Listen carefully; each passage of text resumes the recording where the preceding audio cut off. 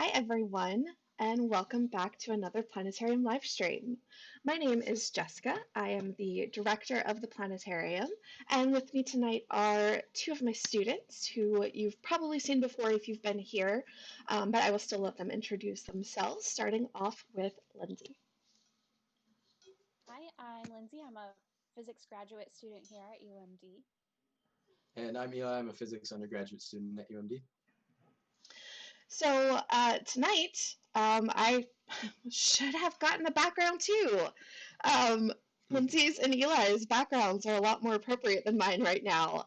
But tonight's show is going to be all about the aurora, or the northern lights, which is really well timed since the sun has started picking up activity. And we are definitely going to be seeing a lot more aurora activity over the next few years. So we're going to tell you all about exactly what causes it, why it's linked to the sun, and then at the end we'll also give you some tips for seeing it for yourself, some good locations in northern Minnesota, and what you can expect and stuff. Now, as always, if you do have any questions throughout the show tonight, you can leave them down in the comments below. Eli's going to be keeping an eye on that and will let me know if questions do come up. Otherwise, we will have time at the end for questions as well. So let me get everything set up and ready, and we will get going with our show all about the mystery of the Northern Lights. So the Northern Lights generally has this appearance of this mild kind of glow in the sky. You might also think of them as like dancing curtains of light. And they generally occur around the North and South Pole. You can actually see here that the aurora appears as this ring around the North and South Pole. Now, exactly how big that ring is and how far down it goes depends on some things, which we'll get to in just a minute. And each of the rings has its own name. The ring around the North Pole is the Aurora Borealis, and around the South Pole it is the Aurora Australis. Now, before we get into exactly what the aurora are, I thought it would be fun to take a look at some of the cultural perspective of the aurora and some of the mythology behind them. So our name, Aurora Borealis, actually comes to us from the Greeks. So the word Aurora is derived from the name of actually a Roman goddess of the dawn, Aurora, who traveled from east to west announcing the coming of the sun. And so ancient Greek poets used the name metaphorically to refer to the dawn, often mentioning the like play of colors across the sky and stuff. And so aurora is this like bringer of light across the sky, and then borealis means wind. So it's this wind that brings the light, which is kind of their description for these dancing lights of the aurora borealis. Now, one of my favorite stories about the aurora actually comes to us from the Finnish people, where they say that the aurora is caused by this Firefox who's running across the sky. And I want to show you a little clip of this awesome animated short that kind of looks at this.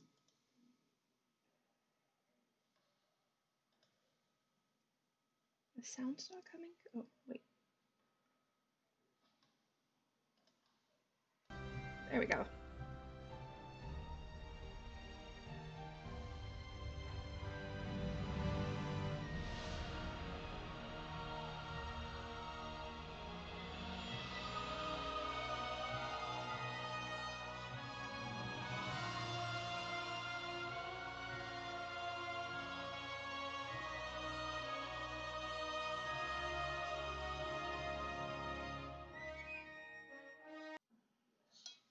All right, so just a short little clip there. If you do want to see the whole animated short, which I definitely recommend, you can find the link for it in the description for this video. It's really cute. I love it.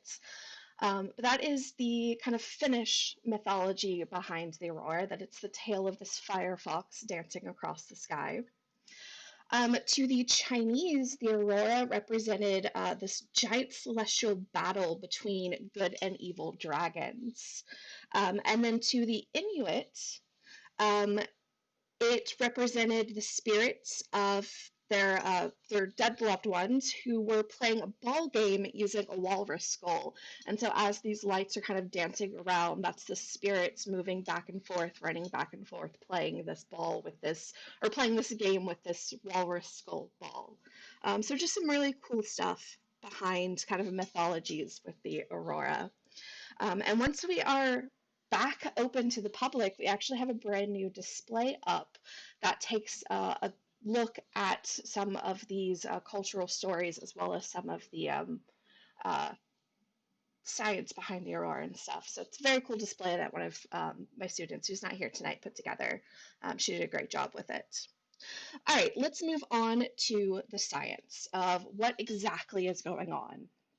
So the aurora is really caused by an interplay between the sun and Earth's atmosphere.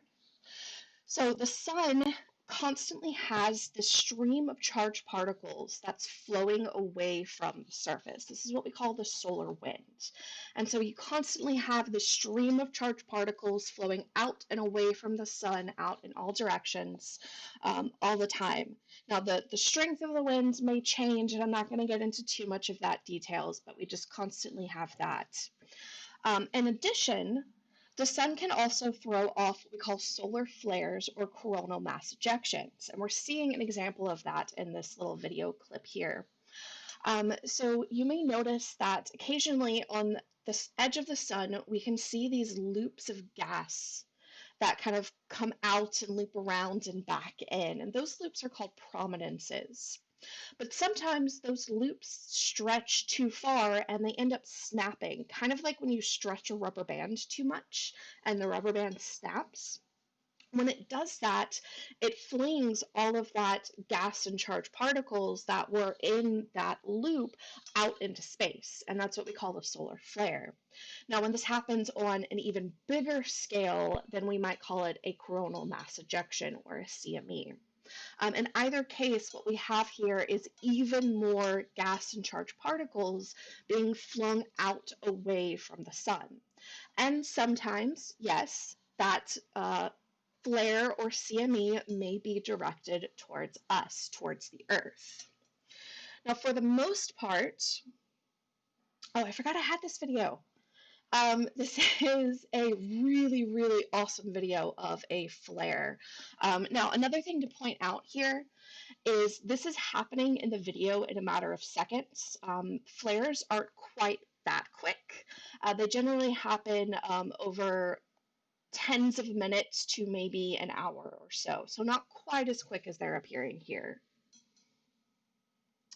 All right, so these charged particles move away from the sun and end up making their way towards the Earth. And as I was saying, for the most part, we don't have anything to worry about because the Earth has this protective shield around it that's known as our magnetic field. So if you've ever played around with a magnet and like some iron filings, you may have gotten a sense of this concept that we call this magnetic field. It's just this loops that go around a magnet that the magnetic force acts around. And you can really see the iron following these kind of loops that go from the north to the south pole of this magnet that's in here. Well, the Earth acts very similarly. It's not a giant bar magnet, to say, but it does act very similar to a bar magnet. And so we have this loop of magnetic field that loops out from the north to the south pole, just like we're seeing here with the bar magnet and the iron filings. It's very much the same kind of pattern. And so what this magnetic field does is it acts as a shield, and I think I have this on the next slide, yes. It blocks that solar wind and the flares and the CMEs, and it deflects those charged particles out and away from the Earth, acting as a shield and protecting us. So even though we're constantly being bombarded by this stream of charged particles and these occasional bursts from flares and CMEs, our magnetic field protects us from most of that. Now, as you're seeing here, though, we're not protected from all of it. Sometimes those charged particles can get into our magnetic field, and when they do, they get trapped along the magnetic field lines, which cause them to spiral down and hit the Earth's atmosphere around either the North or South Pole, because that's where those field lines are coming out of. And so they get trapped and they spiral down and they hit the atmosphere at either the North and South Pole.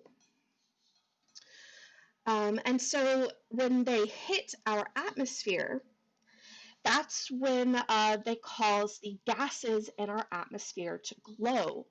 And it turns out that different types of gases glow different colors.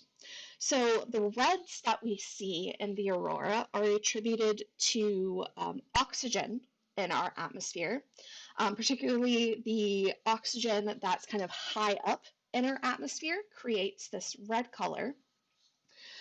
Oxygen in our lower atmosphere creates a green color, and then nitrogen in our atmosphere creates a blue color. So as those charged particles hit the atmosphere, they hit these gas particles and they cause them to start to glow either red, green, or blue. And that's where our pretty lights of the aurora come from.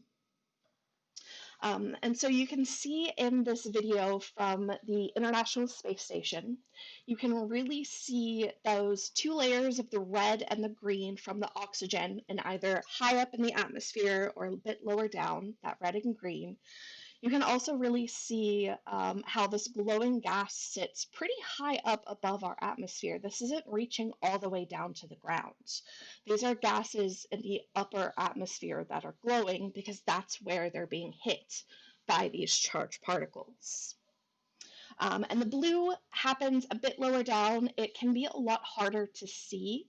And oftentimes you'll see it kind of mixed in with maybe some kind of purplish color because nitrogen can also give off a little bit of red as well. So it might be kind of bluish, it might be a little bit purplish, but it's typically a bit fainter than the green, and so it can be more difficult to see. Generally, the prominent color you're going to see is the green from that glowing oxygen. All right. So before we head into some of our kind of tips on how to see the aurora for yourself, let's take a look at some of the other planets in our solar system, because it turns out that the Earth is not the only planet to have auroras. We can see here that both Jupiter and Saturn also show this aurora ring around their north and south poles. And it turns out that this aurora around Jupiter and Saturn are caused by pretty much the exact same type thing. They both have a magnetic field around them, and so charged particles from the sun get deflected around that magnetic field most of the time, but some of them get trapped, travel in, hit the atmosphere of the two planets around the North and South Pole, which is where the field comes out of, just like Earth, and it causes the gases in the upper atmosphere to glow. Now, in the case of these two planets, their magnetic fields are much stronger than the Earth's. And so these auroras actually glow prominently in ultraviolet light, which is something that we can't see with our eyes. So this picture is actually a composite of visible light and ultraviolet light so that you can see the planet and also see what the aurora would look like if you could see it with your eye. Uranus and Neptune also have auroras, although they're a little bit different. You can see here on Uranus's that we're getting just kind of little spot of aurora instead of a ring. Oops. I thought I had a picture of Neptune. I don't. Neptune's looks very similar as well, but there's some strange things about Uranus and Neptune's magnetic fields, and that might be linked to why it doesn't look quite the same. And then Venus and Mars also have auroras as well, but they're caused by a different type of mechanism. It's not the same thing. So Jupiter and Saturn are really the closest to the same type of aurora that we have. All right, so let's move into you want to see the aurora. So getting ready to see the aurora, you of course need to know when it's going to be active, and what your best chance of seeing it is. And so what you can find are a number of good websites that show this. So in the description for this video, I have linked several good sites that can give you information. There's spaceweather.com, which is what this picture is from. And both spaceweather.com and the NOAA website show this sort of map where it shows the ring of the aurora. Now, remember I said that this ring can kind of change size and stuff, and that's depending on how strong the solar wind is, and if we end up having any flares or CMEs heading our way, because that means there's a lot more charged particles that get through, and that causes this aurora ring to get a lot bigger, and that way it dips down into the northern United States for us to see. Now, in all of these sources, you'll probably hear the aurora and the visibility of the aurora discussed in what we call the KP index. And so that's this number designation system here from 0 to 9, and it just indicates how active the aurora is in your area and how likely you are to see it. So for a decent chance, you want the KP index to be at least a 4, and then the higher it is from that, the better a view you're going to have. The stronger it's going to look, the higher in the sky it's going to be, and the better chance you will have of seeing it. And so for your specific location, one of the things that we recommend if you are interested is actually a phone app named Aurora. So I showed you, or I told you about the two websites that show this, but it's kind of a global, anyone can kind of look at the map. But what the Aurora app does, and this is also linked in the video description, it's a free app, but it uses your GPS location. And so it keeps track of what the KP index is for your specific location. And so it can tell you for where you're at, how likely of a chance you have to see it. And what's really cool is you can also have it set alerts so that it will actually give you a notification when the KP index is kind of spiking and be like, hey, you're getting a good shot, you should head out and see it. And so that's a really cool feature. And something to kind of, I know I use it, Lindsay uses it, it's a really great app. I actually learned about it from Lindsay. And then the other, for those of us in the Duluth area, another really good resource is Astro Bob's blog, Bob King. He's always really good about, he does daily articles, and will usually, I'm pretty sure almost always, post an article if it looks like we're going to have a good chance at auroras in the Duluth area. And his blog is linked in the description as well. Now, before you head out, we want to make sure that you have kind of good places to go and some good expectations for what you're going to see. So for the Minnesota area,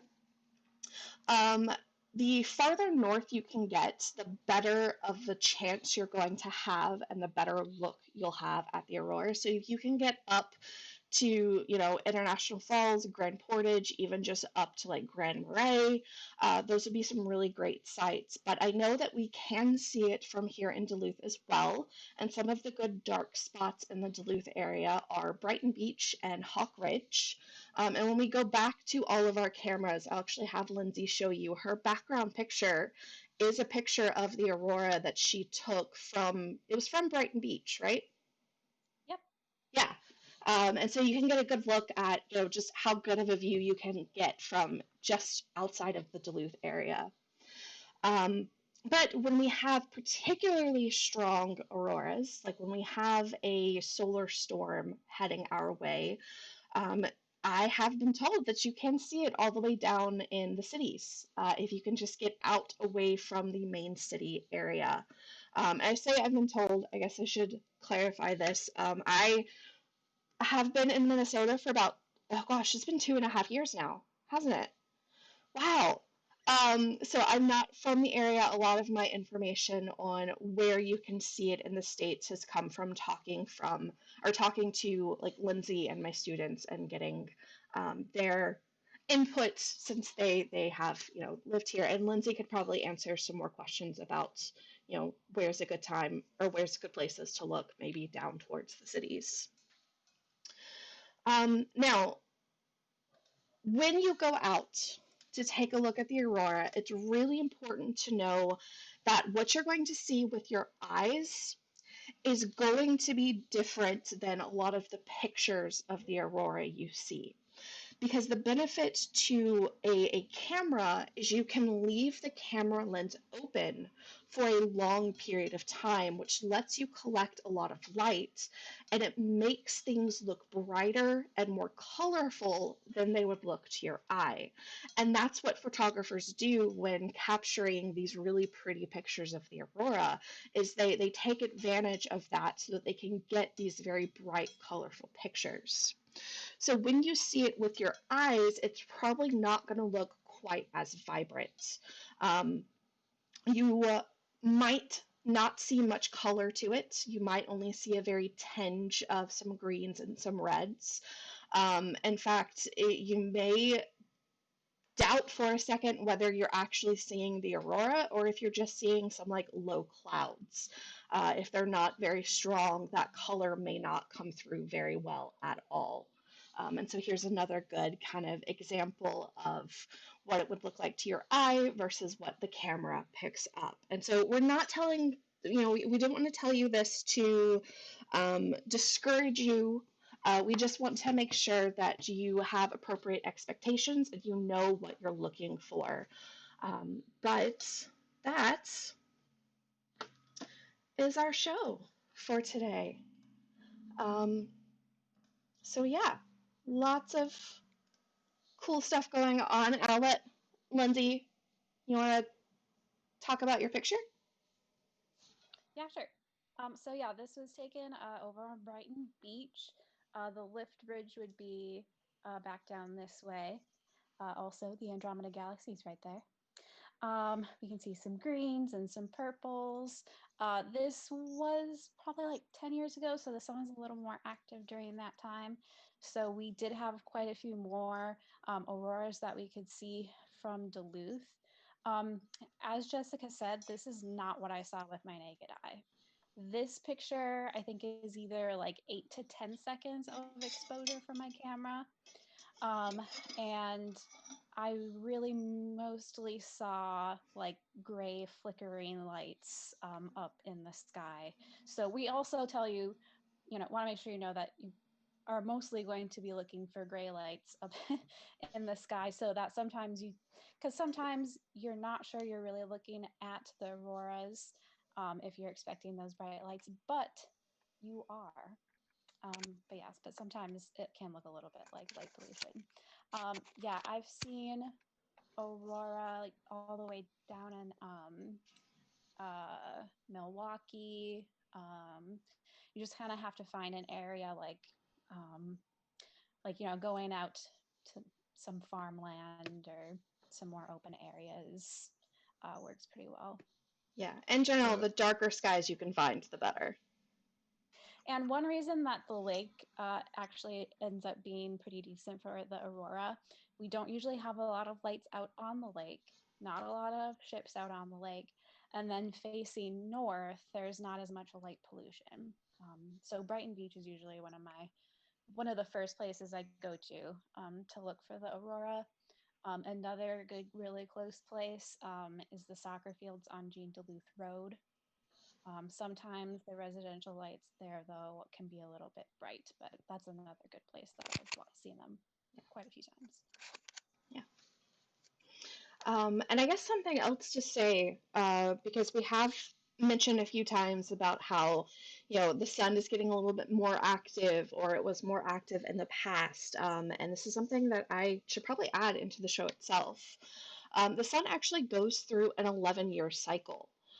So it has a few years where it's really active, and so we have a lot of solar flares and things like that, which makes the chances and strength of the auroras much more frequent. And then we have kind of minimum quieter periods, which is what we've been in for the past few years, where we don't have a lot of that activity. And so we don't see a lot of strong auroras, and they don't come down very far to, further south latitudes. The other thing to mention is I know a lot of people tend to think that the auroras are only visible during the winter, and that's not the case. The solar winds, these solar flares, they happen all year round. So you can see the aurora any time of year. I know one of the benefits to winter is it does get darker a lot earlier. And so you have more time when it's dark to actually see them, but they don't primarily happen in the winter. They can happen all year round. All Yeah, right. there's definitely not any snow in my picture, and also I don't think that I would do Brighton Beach in the winter with all of the ice from the lake and stuff. That's So, fair. That's very fair. definitely. All right. Well, Eli, did we have any questions? Nope. A couple comments, just saying thank you and saying that Jupiter and Saturn's auroras were cool, but no questions. Awesome. Well, if you do have any questions, now is a great time to leave them in the comments for us. And while I wait and see if we wait and see if any do come in, let me tell you about what is coming up over the next week. So on Wednesday, Lindsay is going to be telling us all about the history of astronomy, looking at some of the women who made amazing contributions to the field of astronomy, but very rarely are acknowledged. Um, then on Saturday, we are going to be taking you on a tour of the moons of our solar system. A lot of really great places to see there. And then the 21st, we have the great conjunction of Jupiter and Saturn. If you can get out to see it for yourself right after sunset, you definitely should. You'll be able to see Jupiter and Saturn as a single very bright object in the southwest sky. But we will also be streaming a view from our telescope for you to see if weather permits. And then December 21st is also the winter solstice. So we will be doing a special solstice stream that evening with guests Bob King and Jim Rock, who are going to tell us some really cool information about both the conjunction happening, the winter solstice. Jim's going to tell us some indigenous stories that he's able to share. It's going to be a really fun night. And then a few more things just to mention. We are now doing private virtual shows for family, friends, groups that want to kind of have their own private show. We are also doing virtual field trips for K through 12 classes. You can find more information about that on our website, but we're very excited to be able to offer those. And last but not least, we are still selling our Stellar Distancing t-shirts to help raise money since we have been closed since mid-March. All right. Again, links to the websites and apps that I talked about throughout the show are in the video description. Did we have any more questions or any questions come through? Nope, just a bunch more thank yous. All right, awesome. Well, thank you everyone so much for joining us. We hope you have a wonderful rest of your evening. Good luck catching some auroras. The sun is definitely picking back up in activity, so the next couple of years should really be fun. I'm looking forward to it. It's going to be my first real chance to see aurora, and I'm very excited. So yeah, thanks again, and we hope to see you again in the future. Bye, everyone.